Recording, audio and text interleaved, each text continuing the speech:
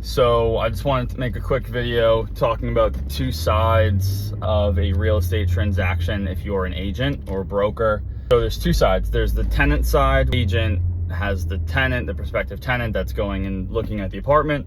And then there's the listing agent, which is simply that, the person or the agent or the broker that's representing the property. Typically they're representing the owner.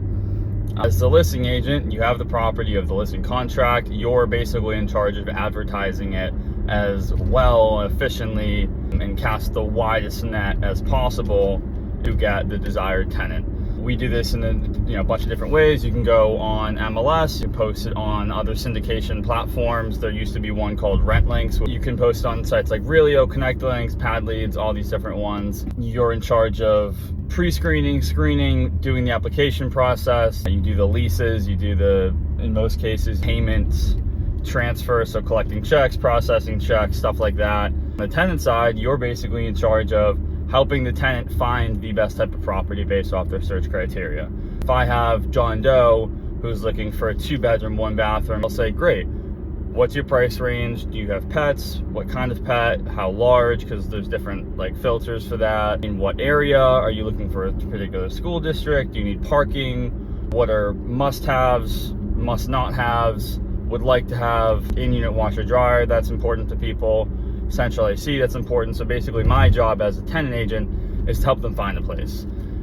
Some cases, and this is my favorite, is when the listing agent is also the tenant agent. So you get the full commission. In Boston, especially where I work in the Watertown area, the commission is a 1-month rent. So if I'm renting an apartment for $3,000 and I'm the listing agent and the tenant agent, I get the full $3,000. If I'm just the listing agent and not the tenant agent as well, say another agent brings a tenant to the apartment, then we split that. We each get $1,500. It's a little bit easier to be the listing agent than the tenant agent. You just have to go to less showings. It's all about inbound versus outbound. If I'm the listing agent, people come to me, versus I'm the tenant agent, I go to them. It's just easier to have people call me than me call people. I guess some of the downsides of being the listing agent is that you have the relationship with the landlord, which is a good thing, but a bad thing, because if something goes wrong, they're gonna point fingers at you. If I'm the listing agent on 123 Main Street and I have someone that reaches out to me and they're the prospective tenant, so it's a direct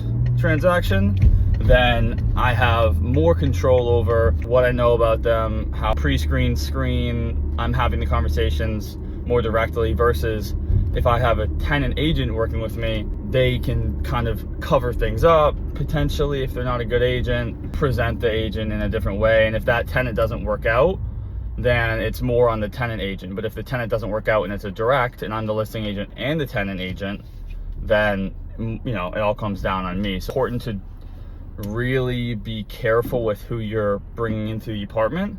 And the downside on being the tenant agent is that you have to go to 1 million apartments, and that takes a lot of time, and you don't always get paid. Because if I'm working with John Doe and I show him 6 or 7 different apartments and he doesn't like any of them, I don't get paid on that, which is fine if we find one eventually. But if I show him 6 or 7 different apartments and then he goes out on his own and finds a place, I just wasted my time and didn't make any money. That's the downside. You waste a lot more time. And then there's entry only, which is completely separate, which is basically just a landlord reaches out to me, asks me to only enter the listing into MLS or advertise it. This always gets confusing though, because a lot of landlords don't understand what that actually means, and they just say, hey, can you post my apartment? And I'll say, yeah, absolutely. And then I'll just post the apartment, put the landlord's contact info in the description, and then they get frustrated when people call them and reach out to them and they want me to do everything but then not collect any commission. It's probably my fault. I probably need to educate them more on what that actually means, or just be more clear about, just set expectations basically.